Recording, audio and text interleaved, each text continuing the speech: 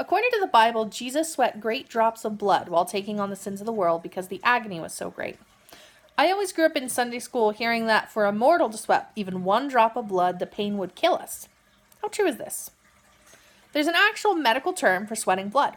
It's called hematidrosis, hematohydrosis, or hemidrosis. It can manifest as sweating blood, bleeding from mucous membranes, or tears of blood.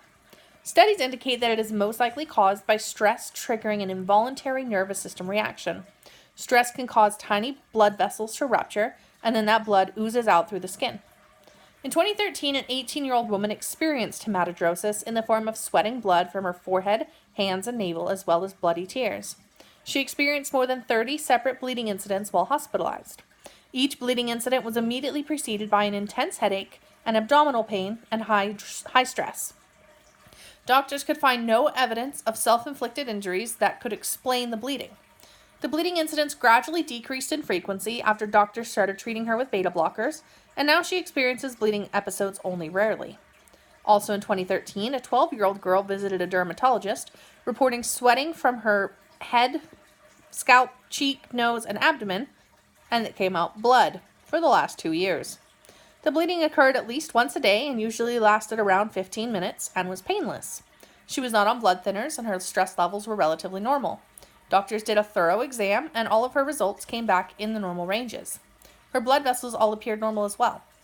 Doctors treated her with an atropine patch for 2 months and the episode stopped. Although successfully treated, the doctors were unable to determine what had caused her hematidrosis in the first place. In 2015, another 12-year-old girl went to the emergency room with bloody tears streaming down her face. She had a history of nosebleeds so extreme that she had had blood vessels in her nose cauterized and reported occasional gum bleeds while brushing teeth. And she also had a history of fainting and anemia. A CT scan revealed a deviated septum, but she was otherwise physically normal. The hospital doctors did blood tests and checked liver function. Everything came back normal. No one else in her family had ever experienced any unusual bleeding. Doctors could find no cause, and her bleeding episodes went away on their own.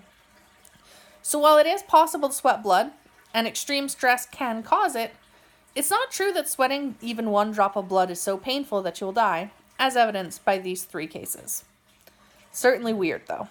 My sources for this video were Medical News Today, American Society of Hematology, Indian Journal of Dermatology, and case reports in dermatological medicine. Thanks for watching, and if you liked this video, please hit the thumbs up and the subscribe. Bye!